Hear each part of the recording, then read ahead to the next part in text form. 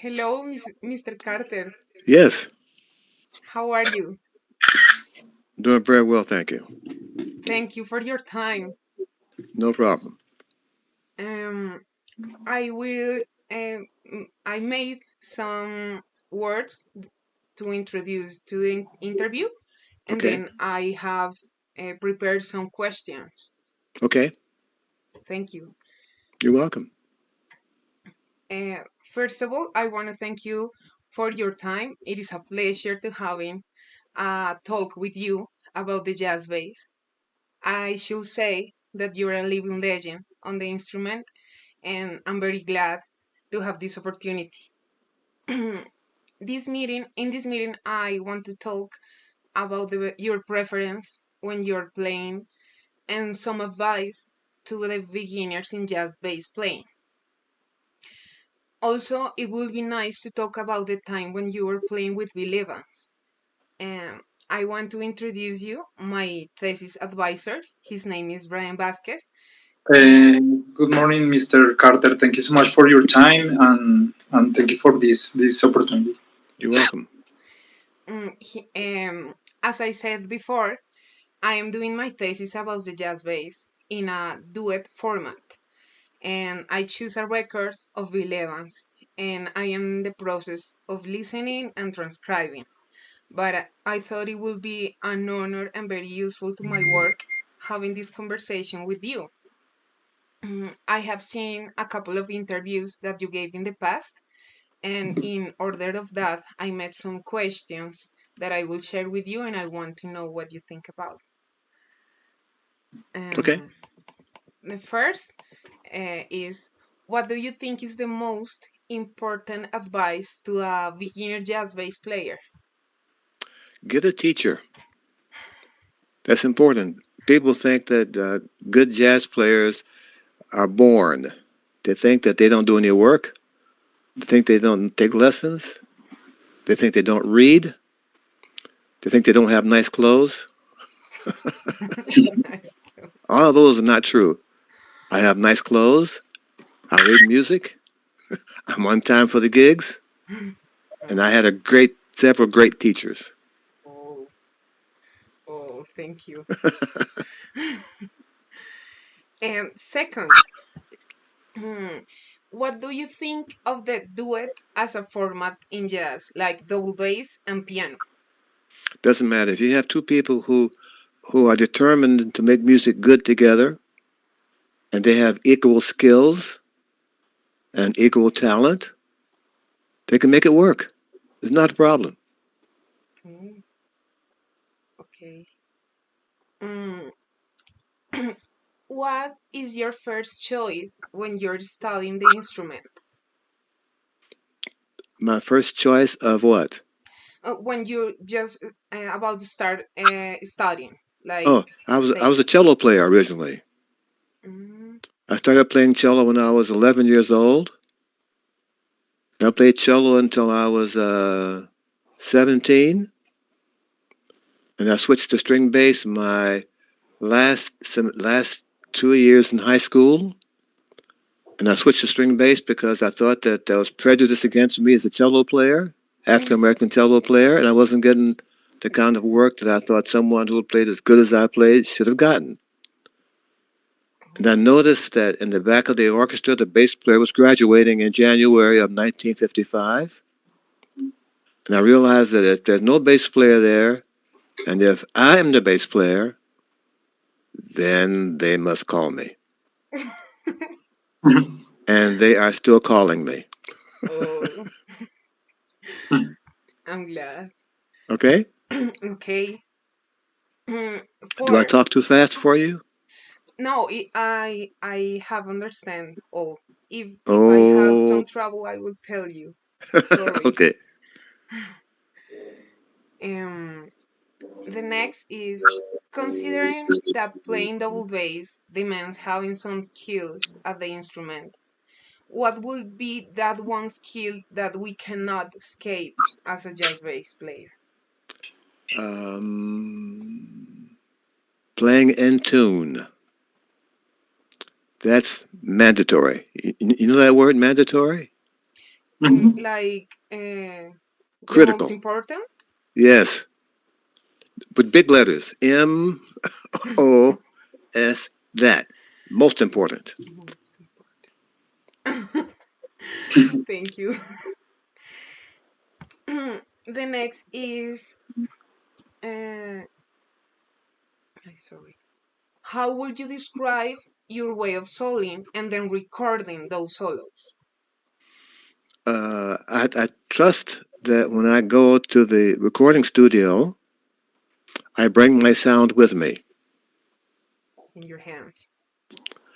And I trust that the engineer is willing to make the bass sound on recordings. So I have him come to the outside where I'm playing. I have him stand next to me. So here's what the bass sounds like in the room with me. Okay. And his job is to go back into the recording equipment and make the recording equipment make me sound just like he heard me when he stood next to me in the room. That's Okay. the first thing I try to do. I think I understand. I understood, but I think you said that you already came to the studio with your original sound, but Yes, the equipment of the sound engineer has to be as high as the level that you made. yes. He must hear what it sounds like without the equipment. Okay. And then when he goes back into the room, he knows how to do this to make the sound the same. Mm, thank you. Um, I, as a beginner, would you recommend in preparing a solo, or do you think it's something that must comes in the way for the beginners? Do I think you should what? Say again, please. Eh, when a beginner is preparing a solo, do you think that that's okay, or it just must be something more sensitive? I think first he or she must know the song first. Okay. They must know the chord progressions. They must know the form, and they must have skill level to try to play what they hear on the instrument. Okay. Those are three necessary things. Yeah. And to do that, he or she must be playing the bass more than 20 minutes before they try the solo. Okay. Study before. Okay. Hearing some of your recordings, I could say that I found more than a bass line. I refer that sometimes when you are comping the bass, sound like a second melody, Yes, and that was something that got my complete attention of your way wonderful. of playing. And besides, in some modal standards, I found like ostinatos in the bass parts, and I wonder how would you describe that in your way of playing? I think to make those ostinatos work, you must understand the form, Okay. you must know the changes, the chord progressions, and you must find what are the common tones in those chords. If you have a B flat chord, B flat D F, and an F chord, F A C, the common note is F. So, to make ostinato on F, it covers both chords. Okay. That's my concept. Yeah, I can notice in this semester I was transcribing some of your tones like Autumn Leaves, Speak No Evil with Wayne Shorter and Herbie Hancock, and I found those things. And when I have this opportunity, I think I thought that it would be great to share with you what I was doing and what you think of that. So Yes. thank you. Okay. Before you go, just a moment. Have a new book.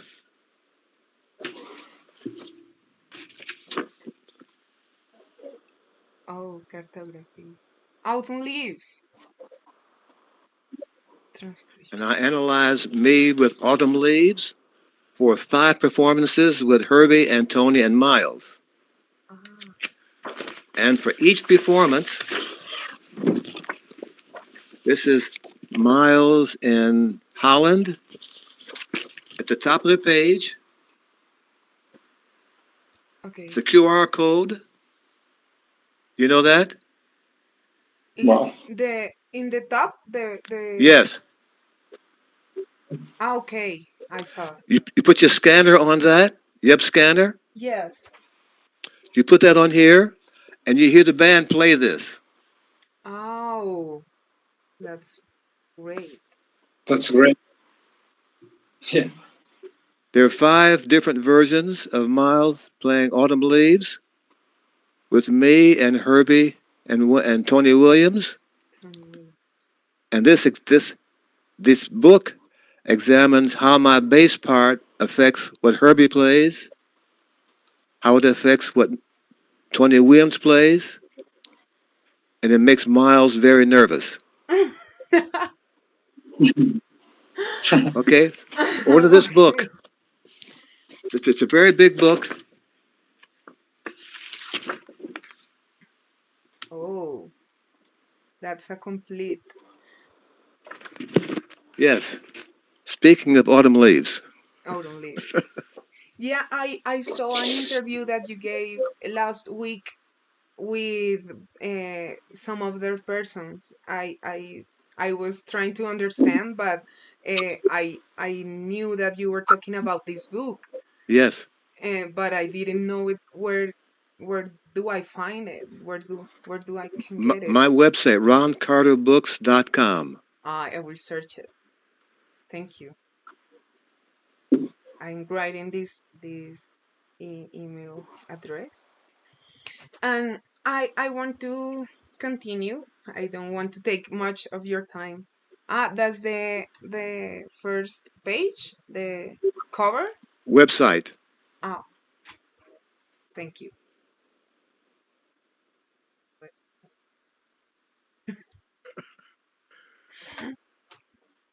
That's me.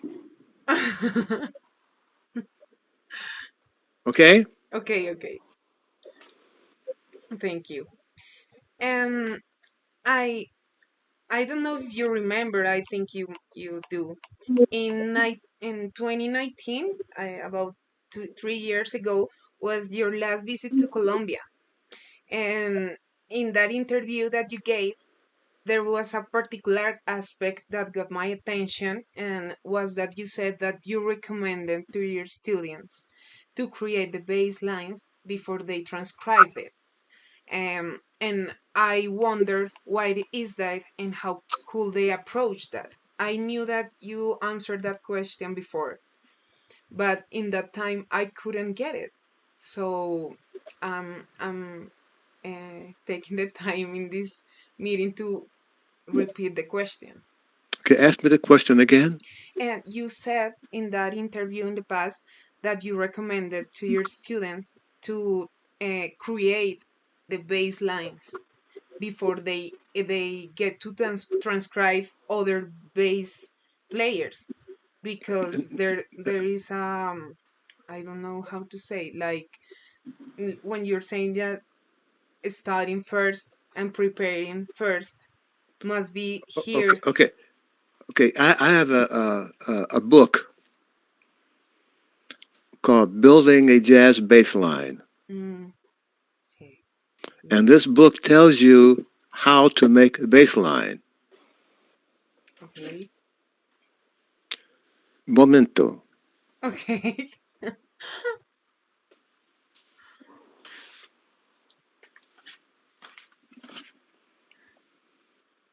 Oh, blueprints on the working jazz bassist. Same website.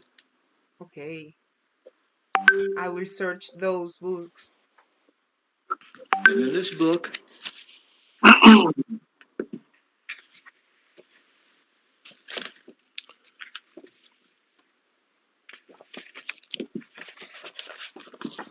it shows how to make a bass line.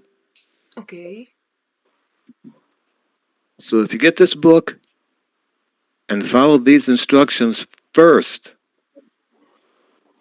and then begin to transcribe bass lines, it's much better for you. Okay. I I have that. You said that, and that gets to me a lot. And there, and in that time, I started to do those things, but my teacher, uh, he's obsessed with transcribing. And then I said, okay, I will do it, but before I learned the base of others, I want to have the, I don't know, acknowledgement, Concept. the Yes. concept in my brain, in my hands. Thank you for the This recommended. this is the magic. The magic starts here. Okay. Okay? Yes. Thank you. And as I said, I choose a record of Bill Evans because I love the way he plays. But I searching, I found that you work in a time with him, and I think is, uh, I don't know, like in this moment would be nice to take a moment to talk about Bill Evans. And I wonder, uh, hearing, he was like, I don't know. I read some interviews, and during that time when you were working with Bill Evans, do you consider that there was an influence by Scott LaFaro's way of playing, suggested by the pianist Bill Evans, or is just different with every basis that he worked? Well, I did not know Bill Evans really very well. Okay. We only made recordings together. Mm, okay. And I think that Bill became uh, more famous playing with Scott LaFaro. That concept. Yeah. So far, so good? Yeah. Yeah. I. Okay. But when he was with Miles, Paul Mhm, of Chambers played different than Scott LaFaro.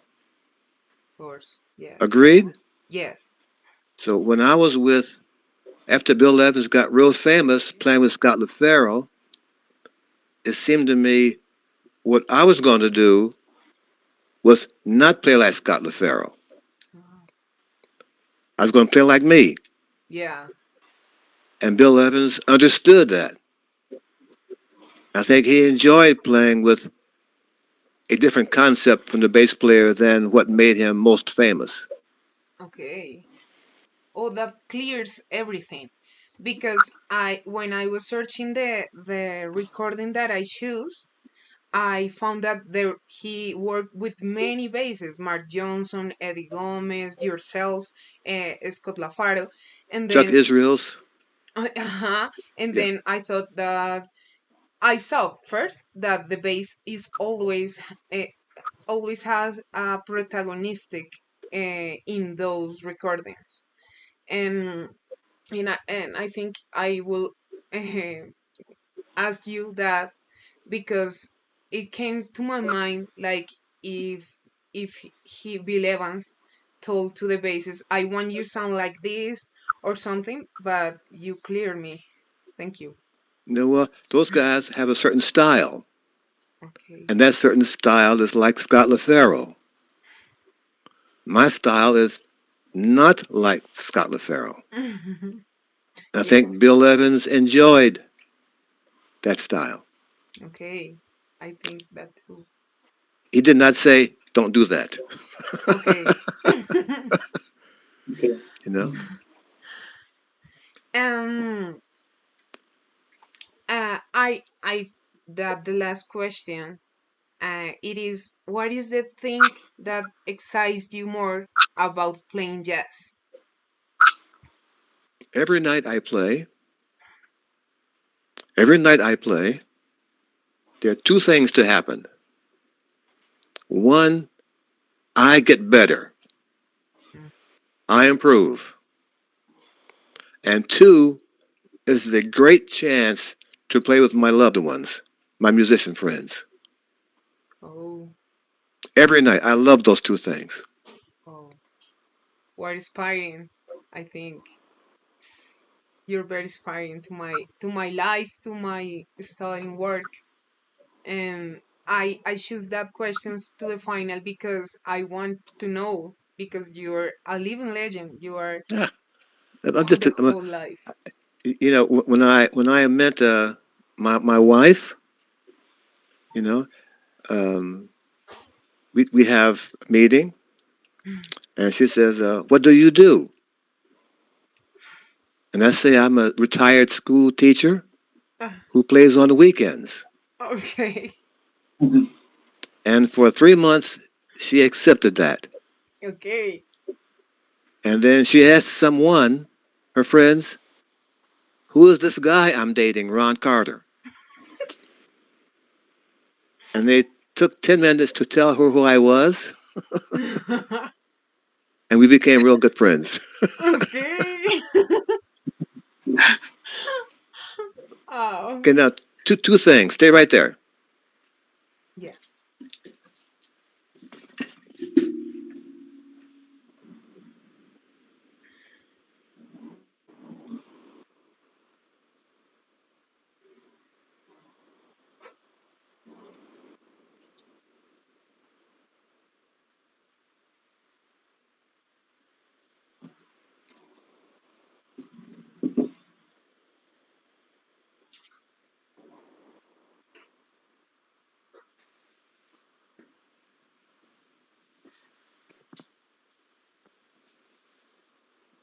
Number one, try and find this record.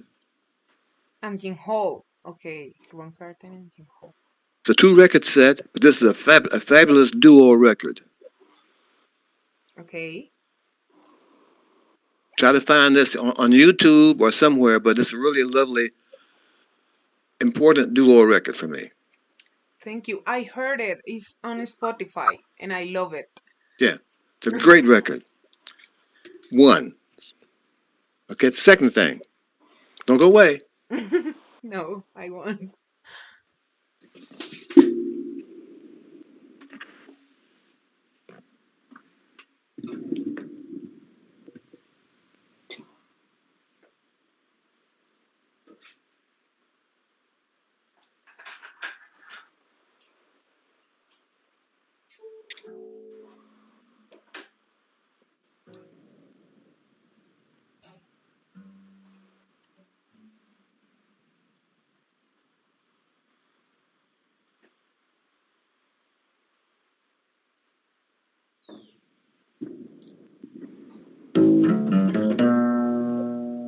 Yes, I'm.